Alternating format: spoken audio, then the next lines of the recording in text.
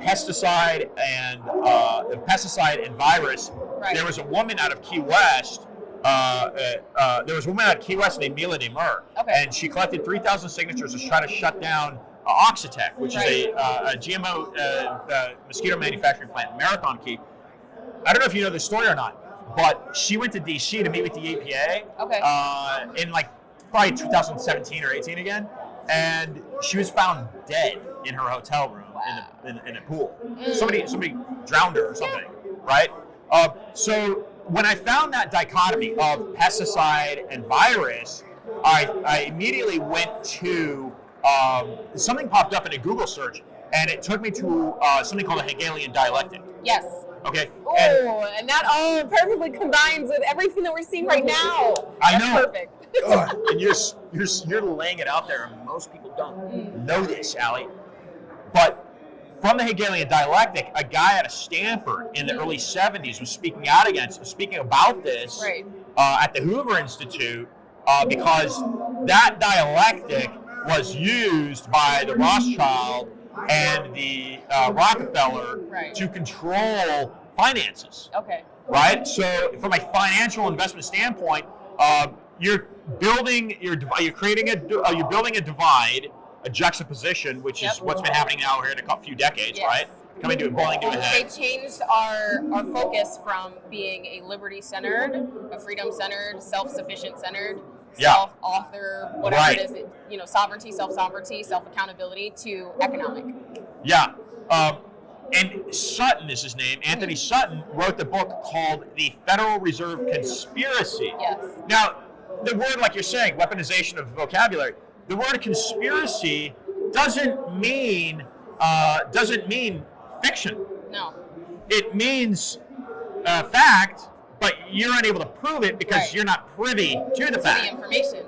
And that was created by the CIA after they killed... Right, conspiracy theory, right? Conspiracy theorists.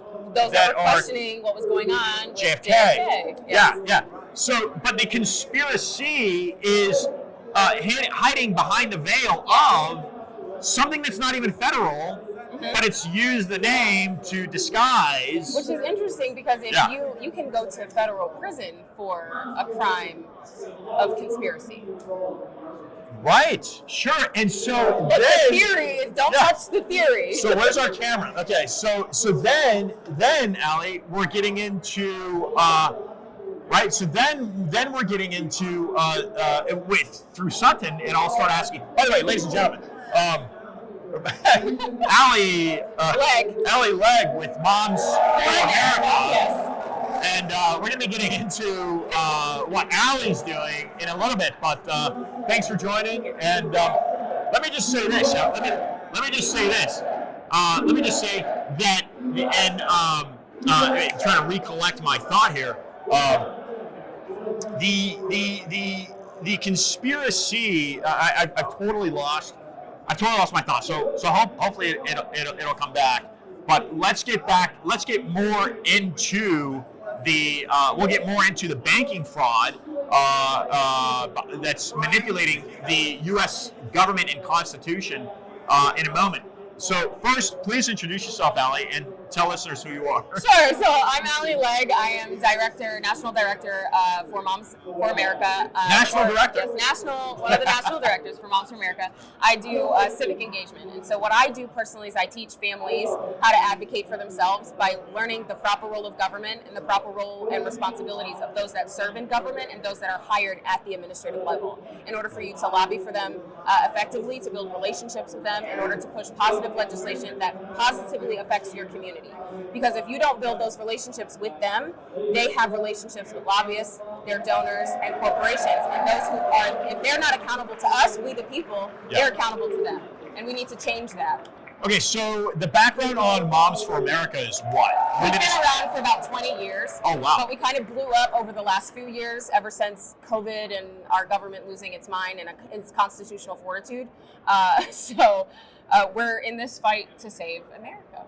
That's awesome. By raising patriots and sparking liberty in the homes of all nation, of everyone in the nation. Yeah, and Allie, I'll tell you that this is my second Turning Point event. Third. This is my first. This is your first. Welcome to Turning Point, I guess.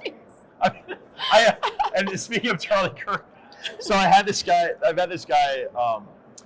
named Jake Lang, and Jake's in the gulag. They're calling it. He's in the jail in D.C. and he's been trying to get on my program for like months, right? And it's called Discuss the Truth. So Citizen Media News, and then Discuss the Truth runs. One of the platforms is through Citizen Media News, so this setup is Citizen Media News. Okay. And I'm simply Discuss the Truth, which is one of the podcasts that Citizen Media News runs. So it's anyway, very important. The truth is important. So Jake's been trying to get on Discuss the Truth here for a number of months, and then a few days ago he says, "Look, I just talked to Patrick Byrne, and he may be investing in my legal case that he has going with three different people." Wow. And again, that's another conspiratorial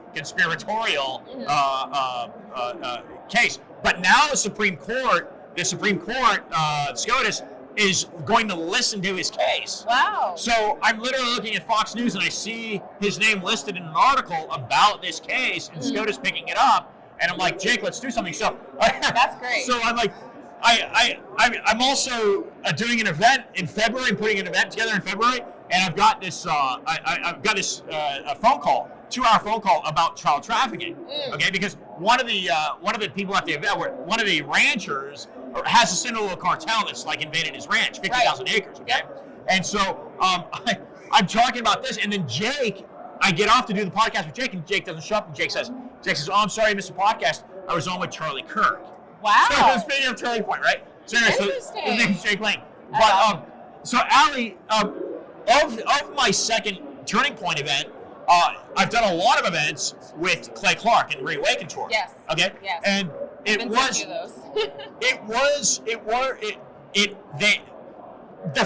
the defense to American liberty and freedom are the women. Yes. And I saw that during the lockdowns.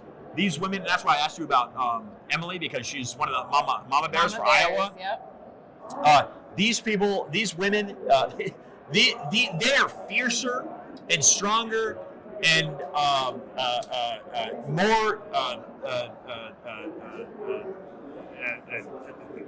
They're just stronger than the men are, and I think the men in America have been dumbed down in many degrees. Emasculated. Emasculated. Absolutely. That's a word. Yeah. Emasculated. I get your. Yeah, I know what you're talking about. Yeah, no, it's true, and it's been done on purpose. When you have weak men, women have to take on the role of being feeling in that masculine kind of energy to whether it's defending themselves or feeding themselves, working, to provide for themselves, which is perfectly fine. But when you're stuck in this energy where you are not protected, you don't feel safe. I mean, most good, strong men provide safety, and when we have good, strong men that have foundational principles. Destroy seats when they move them. Yeah, I think you're a little stronger than what you think, probably. I don't know. But yeah, so women, that's what Moms for America is really about. We know that women are the heart of the home. Yeah. And we have the most influence in our families when it comes to our children, because we're the nurture part of them. Our husbands and the fathers are meant to be more, they do rough and tumble play, and they're meant to be more disciplinarian, but they also have this loving, caring side of them as well, but it's different than it is with a woman, with a mother. A mother instinct is very different than the man's instinct. And so we have the ability to influence our children in that specific way.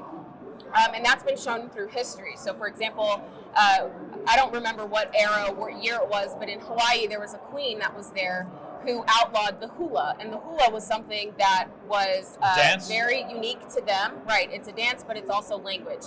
It's how they would communicate their history.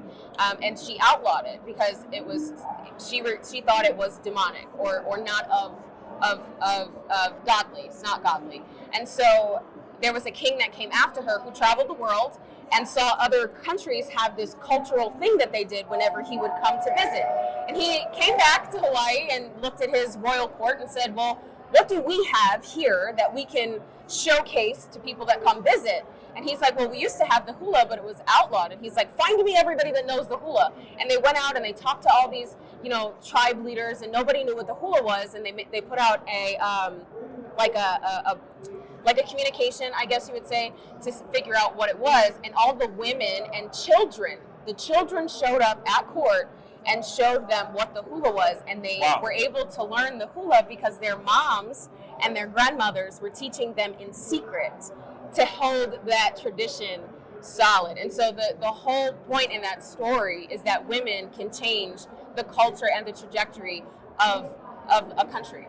Yeah, and how they educate, yes, and preserve the history and some of the customs. Fascinating. So, with your time, Allie, with Moms for America, tell listeners and viewers what are some of the accomplishments that you've seen come out of your work? What are some of the things that you've been able to do, maybe on a local scale there in Tampa or Florida, or nationally? What are some of the things that stick out to you? Nationally, we've done a lot of things. We've pushed forward several bills. We're backing a few to protect children from being mutilated by the medical industry. There's a lot of confusion with that. There's a lot of push towards that to make our kids participate in something that they don't quite understand. They're not at the age level to grasp that, and that's why you see an enormous amount of detransitioners coming out now, coming forward, talking about how they've been lied to and they weren't given full informed consent. And so we're striving to remove that from a lot of the places that have implemented transition or gender affirming care, which is nonsense. It's crazy. And what it is castrating children, and you're cutting off your line at the root, your family line, your family tree right at the root when you castrate your children and make them sterile, especially at such a young age. Yeah. And then these doctors are complicit because they're not telling them what the dangers are of these medications and these procedures. So we're pushing those. We're also pushing forward an FCC standards bill. So the Federal Communications Commission has a standard where if it can't be shown on TV and can't be aired on the radio waves, then we're saying that that's simple. It shouldn't be put in schools then. Oh, great. Because our books, it's literary porn. It's porn for the mind. And that is how you can poison progress. And we know there's literature all over the place that says that children that are exposed at a young age to pornography are more likely to be addicted to it for a lot longer. And it creates a whole mess of things that are just wrong with society, right? It's more violence towards women. Women are more likely to be seen as objects. It corrupts the mind. It corrupts men, right? And once you corrupt men, you corrupt the rest of society. Yeah. So we need good, strong men in order to have a safe society, and that's been shown throughout history as well. But we've gotten we've endorsed many people to run for Congress, to run for state, house, school boards, especially. But the one thing that I would like to say the most that we do that we find successful are our education podcasts and webinars that we do. We do cottage meetings, which is essentially a liberty class for adults. You learn the foundation of our history. We go through the 5,000-year leap. We go through healing of America and what that looks like. We talk and we equip women and families on what those principles are so that they can teach their children to raise patriots and spark the heart of liberty, the spirit of liberty within every home across America. Wow, that's amazing. Okay, so that's a lot that you've got in this FCC. That's an actual legal case that you have? Yeah, we're trying to push that. It's a bill that we've written and we've tried to push through Congress. So, and we're trying to get it done in all 50 states. Yeah.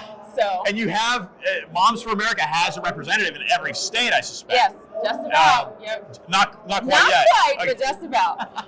We're recruiting if anyone's interested. 813-699-0695. Seriously, call me and I'll get you set up. Oh gosh. I can't even name them right now off the top of my head. North Carolina? Yes. Ohio? Yes. Montana? No. We need moms in Montana. I can't fill that slot, but no, but transition. Yeah, no, it's good. We like to say that we're the biggest mom support group in America, because we really do care about everything from the kitchen table to Capitol Hill. And if you want to educate your children at home, homeschool, we have resources to help you with that. If you want to run for office, we can help you with that. If you want to just learn more about having an enriched passion for our country, we can teach you that. And so Allie, let's get into offline, and we kind of caught this early on, but you really know, and you're approaching the political climate head on here, and you were very quick to identify some of these Marxist, Marxist, communist, religious ideology that's being pushed towards the American people by our government. Which, Ellie, and I want you to talk a little bit more about what you know about that. But it's not like this is something new, right? Because you know where I was going to go, Ellie? Oh, I'm ready. Okay, what I was going to go into was Anthony Sutton. Okay. And we were talking about conspiracy, right? So we're talking about, basically, you were saying it's a crime, right? And so basically, yes, it is a crime, and there's something called trading with the enemy, which can fold into a conspiratorial act, and most people don't realize that the two Bushes that were in the office came from a man named Prescott Bush, and Prescott Bush was one of 7 presidents for a bank called Union Bank that after World War II were brought up on crimes by the U.S. Congress for trading with the enemy. So Union Bank was literally funding, and this is available through various literary sources, but the one that I address is Anthony Sutton out of Stanford. And this is why he ended up walking away from his position at Stanford, because they were censoring him for talking about this. Right. Similar to a gag order? Oh, wow. Allie. Wow. Okay. Oh my God. I did. I had to go there. I mean, we were talking about independence and running without, having bank backing, and that's, President Trump, and now we're talking about censorship, and now it's gag orders. So it all leads back to, why we're here at TPUSA, right? It's, to be refilled in the spirit of freedom and to support President Trump, of course. So. Yeah. Okay. So Prescott Bush was not he was not convicted of any crime. However, Union Bank, the bank that he was one of the presidents and heads of, had all of their assets confiscated because they were funding the Hitler regime. Interesting. You see what happens when you dig a little deeper? So you gotta go past page 27 of Google, guys. And where is Vivek Ramaswamy is president, because I know he was around here earlier. He was. He caused that big ruckus of USA. It was pretty interesting. And I'd like to ask him these kinds of questions, I'm sure Allie. he has some pretty good answers for I mean, he's the only candidate up there talking about J6, and he's talking about, the corruption within America's Congress and all of our government. And so I firmly stand behind what he says. I like that he's bold enough, right, to go on to a public stage and say these things. It sucks that legacy media won't cover most of it, and they're calling him this crazy person. Is that what they do? Are they calling him a conspiracy theorist? They're like, oh, he's a conspiracy theorist, no one wants to touch him. But if anything has if 2020 has not taught anybody anything, it's to not trust the media. And if the media is going after one person or 2 people and calling them crazy or labeling them these things that don't quite make sense, it's to push a narrative.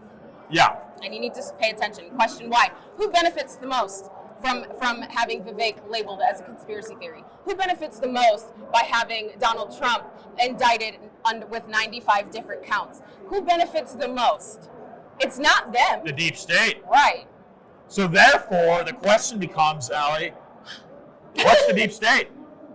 It's corruption at its highest level.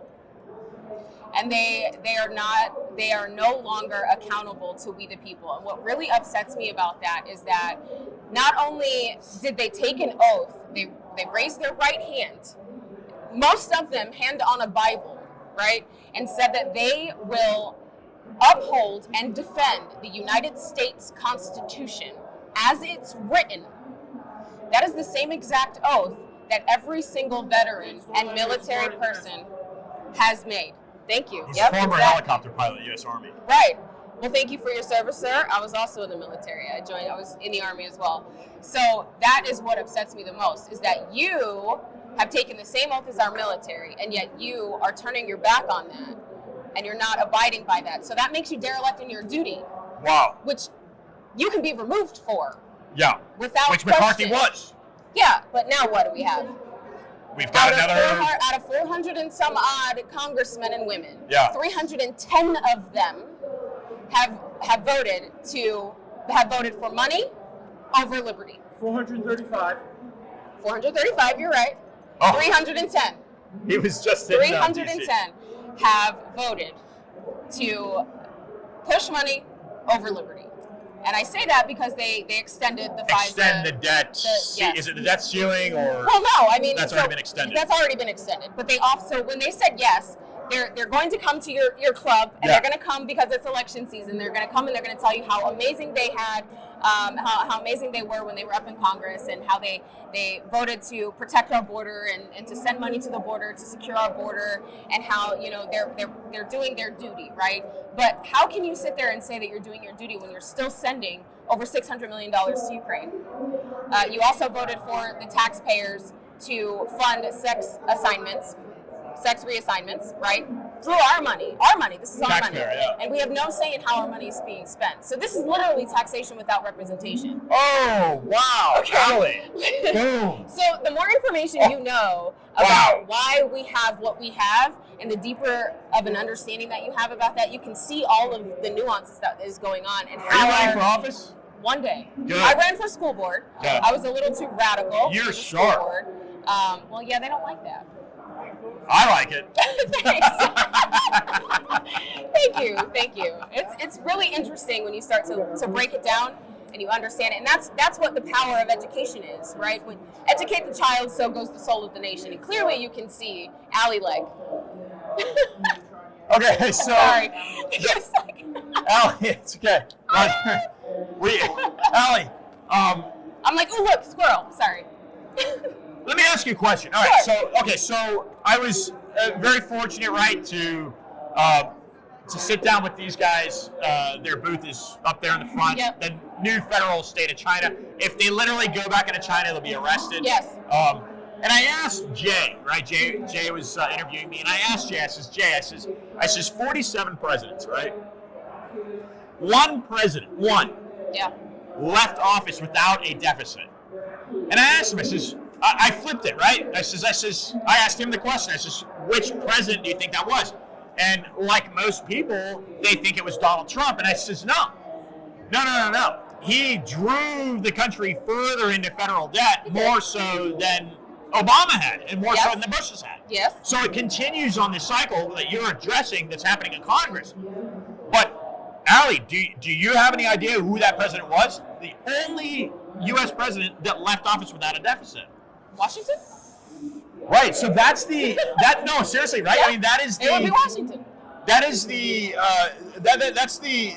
that's the answer that makes sense, right? That's a logical answer. However, it's not the answer. Washington borrowed money, and one of his main sources was through the city of London. Wow, interesting.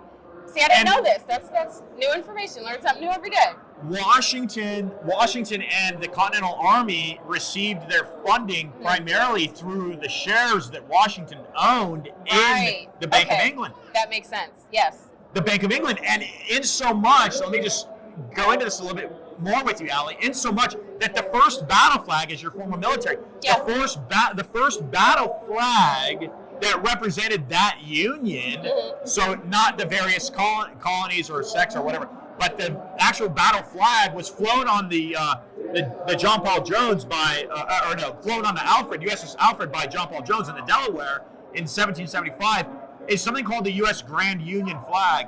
And the U.S. Grand Union flag predates the Betsy Ross flag of what later became known as the Star Spangled Banner. Yes. And the flag, the U.S. Grand Union flag in the canton were not stars. In the canton was the Union Jack, because the Union Jack represents the funding source, which was the City of London. So Washington was indebted to this European banking machine. Yeah. The only president of 47 that left office without a debt, Andrew Jackson. Wow. The only president. Okay. 1842, I think it was. Andrew Jackson. And he ran on the re-election platform to literally kill the bank because he knew this centralized banking machine was corrupting his government. And this is why, curious enough, but this is why the Article 1, Section 8 of the U.S. Constitution calls for coining of money. Yes. Because it doesn't call for the paper money. And the founders, from my understanding, Allie, were trying to avoid central banking. Well, yes, but also paper money. Yeah. Now, Alexander Hamilton. If you have paper money and it's not attached to anything, you can just print it all over the place, and that's really kind of what's happening. So. Right, and this is what's happening, and this is why Matt Gaetz is so instrumental, in my view, Allie, of what's happening on the Hill right now, because he's part of that resistance that's saying we have to stop the gravy train. It's got to come to an end. Which is exactly what we need. And government should not be allowed to vote for their own race. That should be a ballot initiative. Talk a little bit more about that. So when you have government, first of all, when government does anything for government, government wins. And so when you have people in Congress that are voting to whether or not they should get a raise, it's at the expense of the people that they serve. It doesn't make any sense. Right. So it shouldn't happen. It should be a ballot initiative. I mean, back in the day, they didn't get these thousands of dollars that we see now. Like, we have congressmen that are in office right now that make up six figures, $200,000 a year. Why do you need all of that money? Like, I get it. It's expensive to live there. It's expensive, you know, to eat there. It's expensive to drive there. You got drivers now. People have, like, their own drivers and all of these things. But if we were to actually cut back on a lot of the things that aren't necessary, we would be able to save a lot of money. Yeah, well said. And stop spending it and giving it away to countries that hate us. So can you, for viewers and listeners, Allie, can you tie in the attack on the U.S. economy? Because basically it's an attack, right? There's a guy named John Perkins that joined Discuss the Truth in the early days on Winwood Radio, and he was known as a jackal for the CIA. So the CIA would hire his firm to go do the bidding. And what they would do is, John Perkins went into Central America, and he tried to get the leadership to conform to the American corporatocracy. If they were unwilling to do that, then the Jekyll would go in and kill the opponent, right? And so this is a right. So this is one of the basic tactics of overthrowing a government. Is to control its economy. And the U.S. economy is not controlled, as you're saying, is not controlled by Americans, right? Even the Congress is not controlling. Well, Roger's of an Italian heritage, and so Roger's taking an attack on the Pope. And Roger, you're within your right to say that. Look, if you want to get to the bottom of anything, you need to follow the money. Follow money, Allie. Another bomb drop. Next year. We'll see. We've been interviewing. I don't know. This is our 6th event together. Oh wow! Awesome. And he talks very specifically about the papal bulls from the 1600s. Have you heard this term? You need to. You throw stuff out. You ask Allie. She knows. I know. But that's whatever. But he talks about the Rothschilds and stuff like that. And I have a friend up in Canada who has the same. He believes the same thing. But he says that all our funding is done through the Queen of England at the time and the Pope and the pigeons.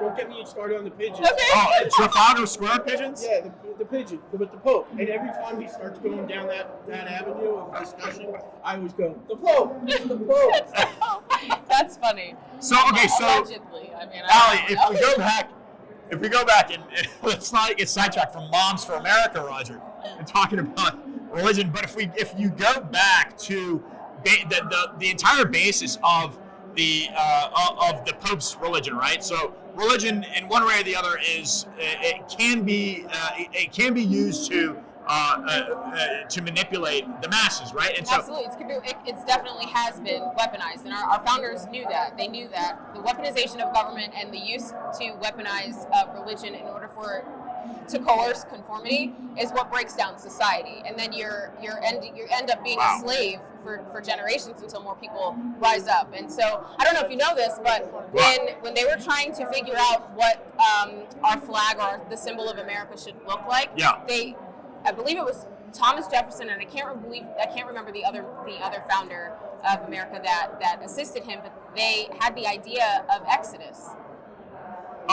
You're talking about the seal, the American seal, with the flag, not our flag, with the eagle and the arrows and the olive branch. That wasn't the original drawing. The original drawing was more of like an exodus, so from Israel. And I can't remember what exactly it looked like, but that was the information that I had read about, and it was really interesting. I was like, oh wow, because when you think about it, they understood what oppression was, right, and they connected it because they were all very well read on religion, right? Some of them were not very religious, but some of them were, and they all had this same principle of natural law and self-sovereignty.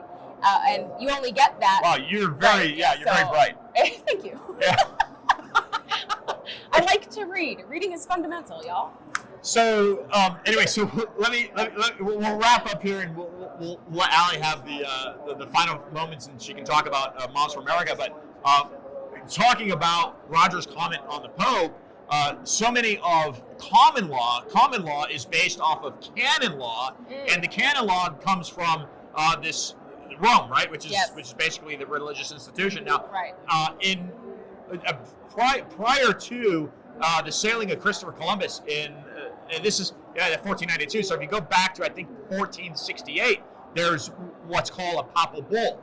And Roger didn't explain this to you. Are you familiar with the term papal bull? Okay, so the entire organization of what Rome does to basically control its religion is done through their what they call is their communication with God, right? So and when the Pope, how convenient, it's only through one person and no one else can hear from God. Yeah, right. Yeah, exactly. Right. That's not what your Bible says, by the way. Maybe you should pick it up and read it. And the Bible and the Constitution and our Bill of Rights and our founding documents should be the most read books in your households, so that you understand what liberty is and where freedom comes from, where your power comes from, and the dominion that you have been given to stand in order for you to stand and fight your civic duty to protect this country, which is an oath that you take every time you raise your hand and put it over your heart and say the Pledge of Allegiance. Right. Yeah, it's beautiful. So anyway, sorry, that was a great tangent. No. I mean, you're getting into some of these very basic philosophical concepts of how a government is run. And you're right. I mean, it's not one person speaking to God. It's the approach here of Western civilization is more from Plato, frankly, which has the majority rule, which is something called democracy, right? Right. And which is this why we is are Greece. a republic and not a democracy. Right. It's exactly. It's constitutional republic. Right. Yeah. So you're talking about Greece and then Rome. But what I'm saying here is a papal bull. There's something called Romanus Pontifex.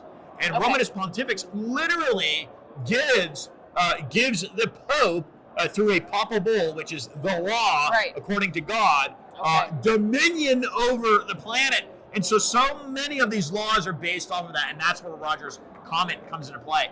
Okay, Allie. That's tyrannical, and it shouldn't be accepted. Just saying.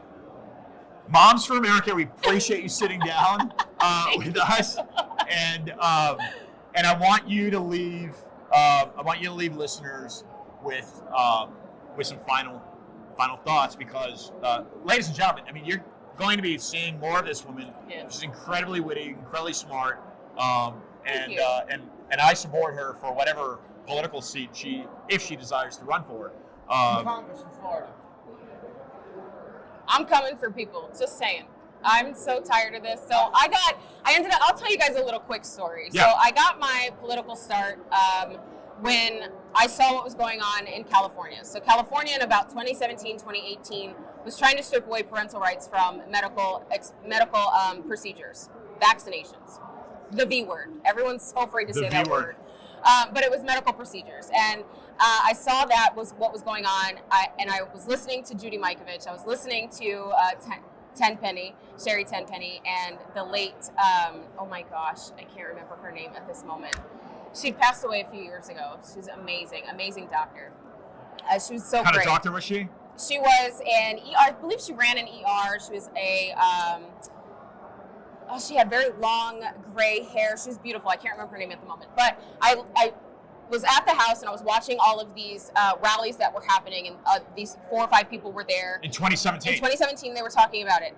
And I had witnessed my own children suffer adverse reactions and were gaslit by doctors. And I never were they in the military with Yes. you? Okay. And I'd never put 2 and 2 together until I started listening to what these prominent doctors with their own experience were telling us. And so I had, the easels that you have for Sure. children. I Yeah. had one of the rolls of paper, and I had it on my table, and I was taking notes, and I was studying, and I looked through all NIH, HHS, CDC, all of our governmental documents that list what was going on in our vaccines and all of these things and all of the research that they've done. And I came to the conclusion to not vaccinate my children because I just don't trust the science. They've never had a single vaccine. Well, they have, but they've had injuries, and I did not want Okay. to increase the risk for further adverse reactions, and so we stopped. And since then, we had a senator in Florida that wanted to push forward some of the same legislation that was being passed in California, and myself and a few other moms that were a part of this movement to preserve parental rights in the medical industry got together, and we killed about 8 of her bills that year. That's Great. the power of moms. That's the power of This community. is prior to Moms for America. Right. And we built so 2020 happened after that, and when our government told us who was essential and who wasn't essential, being that I'm from a military background. You're pretty essential. Right. If you put food on your table, if you go to work to provide for your family, you are an essential worker. Your government has no right to tell you to stay home. Absolutely not. That violates all kinds of civil law. It violates our constitutional law. It violates commerce law. It violates all of these things. And we have these experts that sit on these TV shows and on these news channels and in our government that say, 2 weeks to stop the curve. Or to flatten the curve. Yeah. 2 weeks led to 6 months. Yeah, okay, 6 Dr. months Fauci. led to, a couple of years in some places because of how tyrannical these governors were. And once tyranny takes hold and this power takes hold, it's hard to get it back. And so in Tampa, Florida, we had a reopened Tampa rally where we had about 500 people show up to that rally. We made international news. We created a Moms for Freedom in Florida, which was really interesting. It was 5 founders, it was myself included. And we looked at each other when it was done. We was like, oh my God, elections are coming up. What are we going to do? And so we put on a candidate forum, and we had candidates come to our meeting place, which was my friend's house. There were about 200 moms that were there. Wow. And everybody that aligned with our values and our principles, we went out and we stumped for them. We phone banked for them. We knocked doors for them. We were out campaigning for them, baby wearing, pushing strollers, kids in hand. That was the power of moms, right? Everyone won their primary and only 2 lost their general election. That's the power of moms and community. That's what we can do. Now, fast forward a little bit, I realized that when they decided to close our schools down, it was the unions that were pushing that, and the teachers were falling into place, because if not, you're not a good teacher if you don't obey the union. And then you had school board members that were being blackmailed to follow the union, to push forward this agenda of keeping our children out of schools. Money. Now we know outcomes versus intent, right?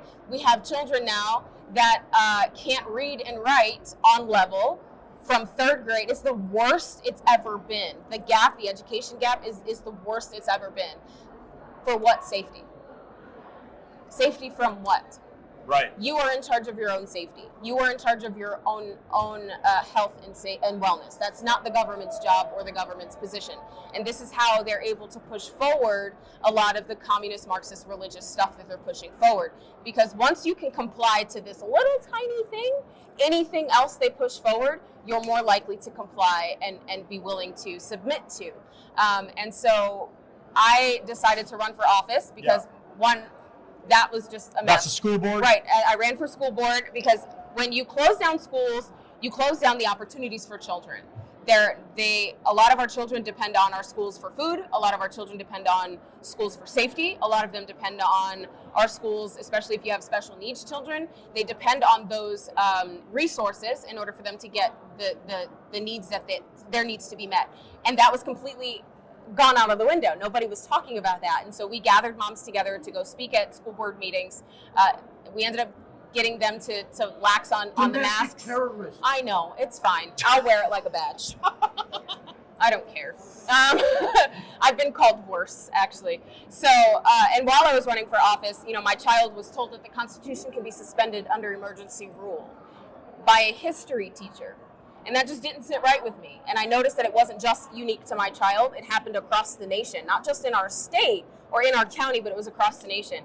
And kind of tangent a little bit, that's kind of what we're seeing right now, is when you have, government that weaponizes your judicial system against the American people, that Constitution is suspended because you have a lawful right to your Fourth Amendment. Right. Like against illegal search and seizure. Like, what are we doing? But so that hindsight, I ran for school board. I was one of those first, was actually the first school board candidate to ever be endorsed by a sitting governor in the history of politics. That's which DeSantis. Governor Ron DeSantis. He's a great governor. Friend of yours? I wouldn't say friends, but we do know each other. Okay. We do know each other. He still supports you? I would hope so. I would hope so. And if not, that's totally fine. He can do what he wants to do. You support him. As governor. So when you tell the people that have voted for you to be governor that you will not run for president and then run for president, Oh boy. that's a trust issue. And when the state house and our state legislature can kind of finagle around laws so that he can run for governor, can run for president as a sitting governor, I kind of have a little issue with that. A lot of folks that I know in Florida, a lot of friends said that we voted for him to be our governor. To be our governor. We want him to be our governor. We want him to be our governor. And we need him to be our governor. He's a good governor. He was America's governor. I mean, he did a lot of great things for, as far as pushing parental rights and education and making sure that our children were back in school and that they weren't forced masked and weren't forced vaccinated. And so there were a lot of good things that he did. And I support him like that in that way. But so when I ran for school board, it was very interesting. I learned a lot. I didn't win, but I earned 80,000 votes. And now I work with a Moms for America, which is a nonprofit, and I teach people what I've learned. And I was up against not only just the Democrat machine, I was up against Republicans Rhinos. that did not align with my values and our constitutional principles. They put up somebody up against me. It was a three-way race. He was someone freshly from California, LA district. Of course. Terrible. What a surprise. Right. It was really terrible. But I didn't attack him because I didn't want to do that kind of thing. I wanted to be more of like an ally to people. But now I'm out the gate and I'm coming for names. Now you're attacking. Yeah, well, not attacking, but like, I am speaking about the truth, right? The truth needs to be said and the obvious needs to be shown to people. Because most people are ignorant. And I did learn that. I did learn that we have a very large voter populace that is not up to date on what is really going on. And we have, I believe it was George Washington who said, in order for us to keep our republic, we have to have a good voter populace. Interesting. Not the right exact words, apparently, but that's the gist of it. What district you running in Congress? I don't know yet. Soon. No? I don't know yet. Soon. I'm not running for anything right now. I'm working with just Moms for America. Against somebody? I will run probably. A Republican or an incumbent Democrat? I don't know. We'll see. Who do you think? I don't know. We'll see. I haven't been really paying attention, honestly, to what seat I want. What I'm trying to do right now is build an army. I want the to. hat lady down there? The hat lady. Oh, she's on the state level, isn't she? She on the state Hat level? lady? The lady that wears a hat that's in government. Oh. In Florida? Florida? I don't know. Maybe not in Tampa. But so when I say build an army, I don't want people to be afraid. I want to build an army of educated voters, people that understand our role in government, that will actually fight and defend our constitutional principles for the future of our nation. And my efforts have been recognized by Veterans for Trump. I am the state director for Veterans for Trump in Florida. And I'm also a national ambassador for Veterans for America First. And so that is just recent, over the last week or so. Veterans for Trump in North Carolina. Sweet. Oh, awesome. So you know Chad? Yes. I love Chad. He's I awesome. just got named a national ambassador as well. Sweet. We got to take a photo. That'll be cool. We'll show it to him. But yeah, so that's what I do, and I love what I do. I got a question. Does Moms for America, do you endorse candidates? Yes.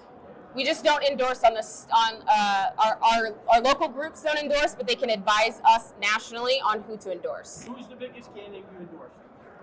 Oh boy. We've endorsed a lot. Well, the first that comes to your mind. Anyone in particular?